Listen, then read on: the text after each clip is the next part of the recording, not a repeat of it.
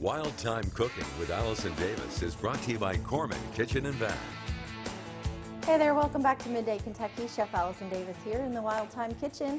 And today I am making a hummus, but not just a traditional hummus. I mean, everybody can throw together some chickpeas, some garlic, lemon. This one is more fall infused, and we're taking some root vegetables.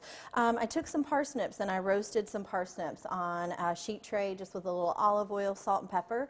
So we're making a parsnip and pumpkin hummus, which I think is perfect for fall. Will go great with some vegetables and just be a really nice color difference from your roasted red pepper, and you can say it's homemade, right?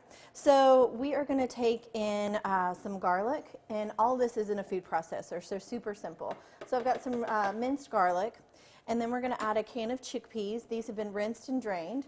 So a can of chickpeas into our food processor, and I like to pulse that first, just a little bit into the food processor, just to kind of smooth it out.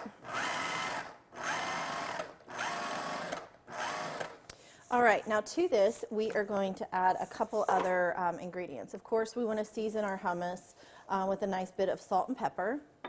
And then we are going to add to this some rosemary. So fresh rosemary, when you're working with it, you always want to strip it off of the stalk, because the middle is just really like fibrous and almost like, you know, biting into like tree bark, and nobody wants that in their dish. So you always want to strip it.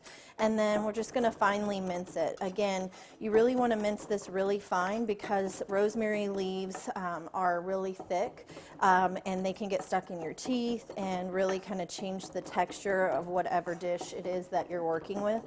So I always want to chop these pretty fine before I add them into the dish. Even still, with the food processor, you want to make sure you mince it beforehand, because the food processor will not get it fine enough. All right, so now we have some nice minced rosemary.